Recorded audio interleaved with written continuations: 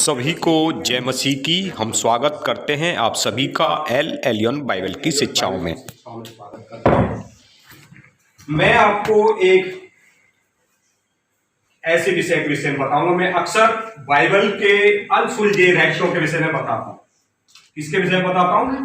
Bible के अनसुलझे रहस्य। आज हम थोड़े से समय में, अक्सर मैं थोड़े समय में बताता हूं, और हमारे बीच में जैसे पास्टर जी भी आए हुए हैं यहाँ पे। आज हमारा विषय ये रहेगा कि हम सब क्रिसमस के विषय में आज हम यहाँ पे इकट्ठे हुए हैं, लेकिन अब इस समय को कितना समय हो गया? 2000 से अधिक समय हो गया। लेकिन आज जो समय किस चीज का हो गया? तैयारी का समय। आज किस चीज का समय है? तैयारी का समय। हमने बहुत सारा धन इकट्ठा कर लिया है या बहुत सारी चीजें इकट्ठी कर ली है, परमेश्वर की महिमा को करते हैं। इसके लिए किसको धन्यवाद करते हैं? परमेश्वर को धन्यवाद करते हैं। खुशी की बात है, परमेश्वर की आशीष है। लेकिन मैं आपको कुछ इस तरीके की चीजें बताना चाहता हूं कि यीशु ने कहा कि जब नूह का समय आएगा तब मैं आ जाऊंगा। यीशु ने क्या कहा था? नूह का समय आएगा तब मैं आऊंगा। हम कैसे जाने नूह का समय आ गया? नूह का समय आज चालू हो चुका है मेरे प्रियो। किस तरीके से हम जानेंगे कि आज एक वैज्ञानिक ने, मैं शॉर्ट में बताने जा रहा हूं, आज एक वैज्ञानिक ने, जो चीन के वैज्ञानिक हैं, उन्होंने एक ऐसा आविष्कार बनाया कि वो किसी में भी बच्चे को डिजाइन कर सकते हैं। मैं नूह का विषय की एक विशेष बात बताने जा रहा हूं, इसे समझना।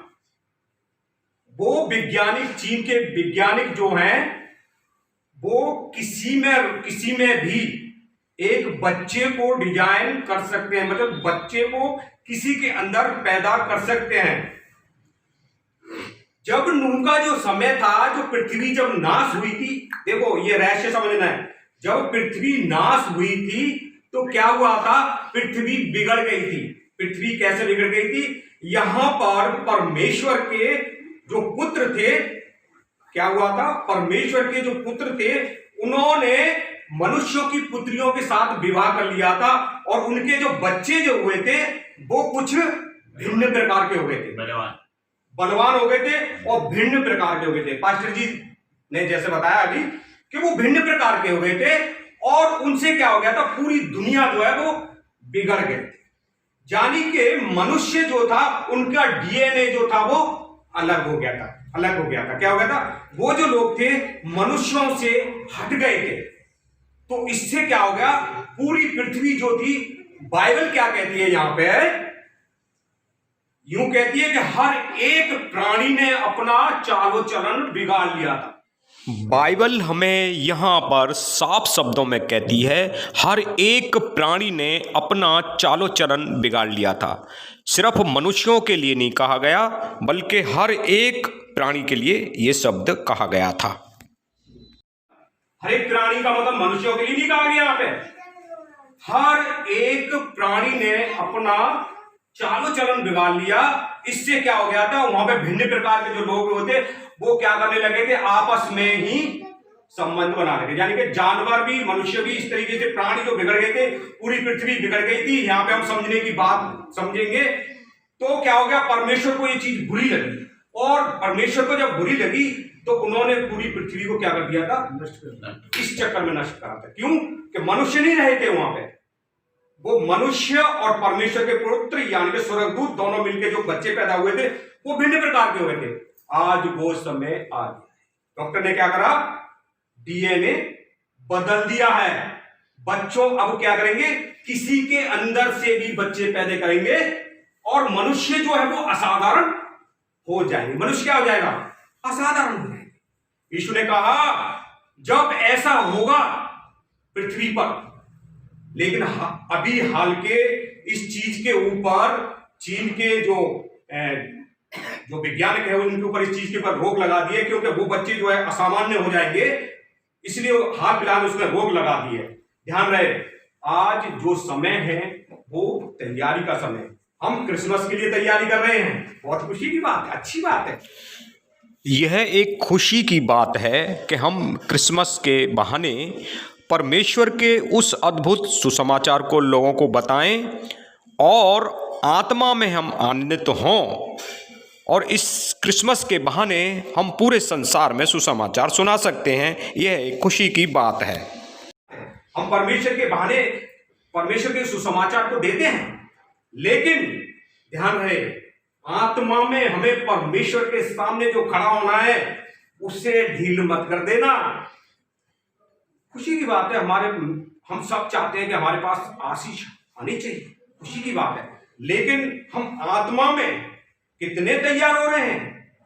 कहीं ऐसा तो नहीं इन चीजों के चक्कर में मान सम्मान के चक्कर में ये व्यर्थ की बातों को नहीं, नूह का समय आ गया है, नूह का समय आ गया मेरे प्रियो।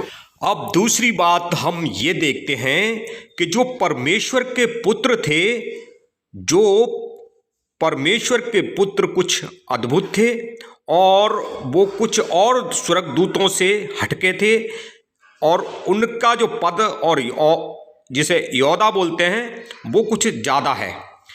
अब परमेश्वर के जो पुत्र थे वो पृथ्वी पर कैसे आए, सो हम इस चीज़ को जानेंगे।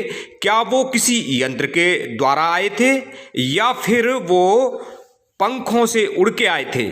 सो परमेश्वर के जो स्वर्गदूत या परमेश्वर के जो पुत्र कहलाने वाले, जिन्होंने पर मनुष्यों की पुत्रियों से शादी की थी, वो यंत्रों से आए थे। ये हमें बाइबल में हम देखेंगे, बाइबल में पढ़ेंगे।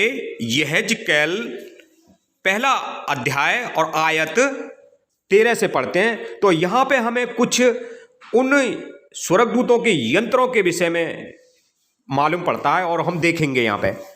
जीवधारियों के रूप अंगारों और जलती हुई मशालों के समान दिखाई देते थे, और वह आग जीवधारियों के बीच इधर उधर चलती फिरती हुई बड़ा प्रकाश देती रही, और उस आग से बिजली निकलती थी। जीवधारियों का चलना फिरना बिजली का सा था। जब मैं जीवधारियों को देख ही रहा था तो क्या देखा कि भूमि पर उनके पास चारों मुखों की गिनती के अनुसार एक ही पहिया था। पहियों का रूप और बनावट फिरोजे की सी थी, और चारों का एक ही रूप था, और उनका रूप और बनावट ऐसी थी जैसे एक पहिए के बीच दूसरा पहिया हो। चलते समय वे अपने चारों ओर चल सकते थे और चलने में मुड़ते नहीं थे।